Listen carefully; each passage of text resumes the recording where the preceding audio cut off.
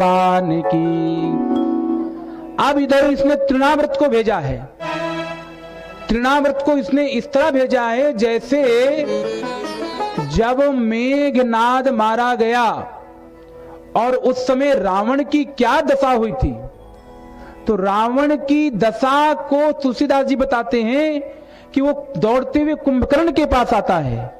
यह वृत्तांत दशानन सुने हूं। जब इस समाचार को रावण ने सुना, क्या सुना कि लक्ष्मण जीवित हो गया है, तो अति विषाद, बहुत दुखी हो जाता है। अति मतलब बहुत, विषाद मतलब दुखी हो जाना, इतना दुखी हो जाना कि पुण्य पुण्य सिर धुने हूं। अपने माथे पर हाथ रख करके विचार करता है कि अरे अमोघ शक्ति थी शक्ति बाण, और उस शक्ति बाण से भी जीवित हो गया, क्या करूं। तो उसी समय व्याकुल कुंभकर्ण पही आवा, बड़ी व्याकुलता के साथ कुंभकर्ण के पास दौड़ते हुए आता है और क्या करता है, विविध जतन करिता ही जगावा, विविध प्रकार के यत्न करता है।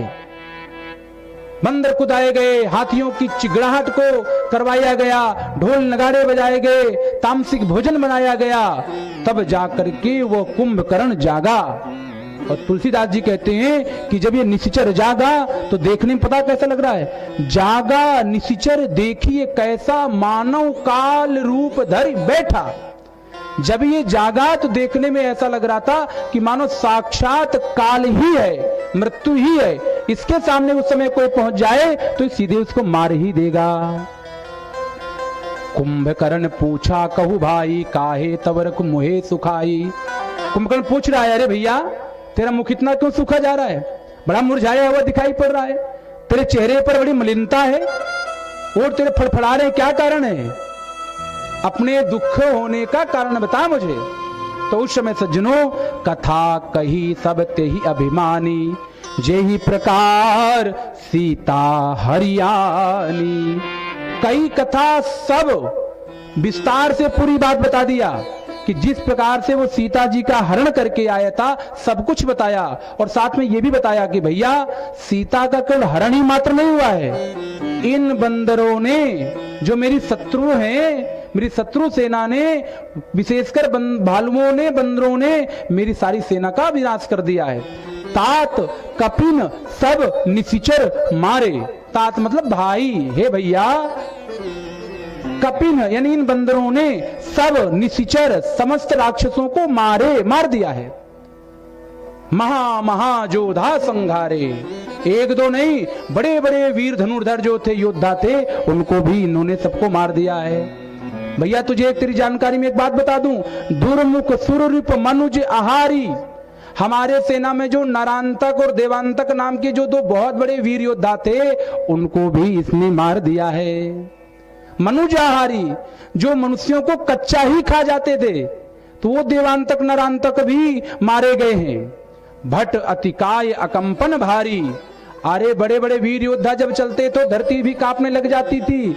आज बड़े बड़े जो योद्धा थे, भट मतलब योद्धा, अकंपन मतलब कांपने लग जाना, आज वो योद्धा भी निढाल होकर के पृथ्वी पर गिरे पड़े हैं। तो जब रावण की ऐसी बातों को सुना कुंभकर्ण ने, तो क्या कहता है, जगदम्बा आनि हरि सठ चाहत कल्याण।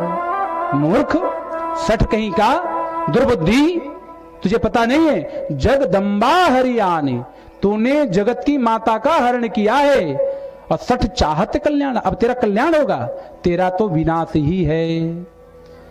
जिस प्रकार से कुंभकर्ण के पास रावण गया था, उसी प्रकार से आज व्याकुलता में आज कंस भी तृणाव्रत के पास गया है और तृणाव्रत को सारी बात बताई है। और तृणाव्रत ने कहा, महाराज चिंता ना करें, मैं आपका कार्य कर दूंगा। और उस समय तृणाव्रत आंधी के रूप में, तिनकों के रूप में, और दिन के अंदर ही इतना बड़ोलर चला करके, बवंडर चला करके, घूमते घूमते जाकर के गोकुल में पहुंच जाता है, जहां पर भगवान श्री कृष्ण शयन कर रहे थे, सो रहे थे। वहीं से अंधेरा करके भगवान को उठा लेता है और आकाश मार्ग में लेके चला जाता है।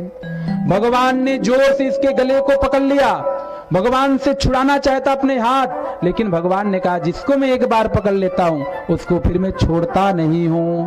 और भगवान ने वहीं पर अपना भारी शरीर करके और तृणावर्त का भी उद्धार कर देते हैं। बोलो भक्त वत्सल भगवान की।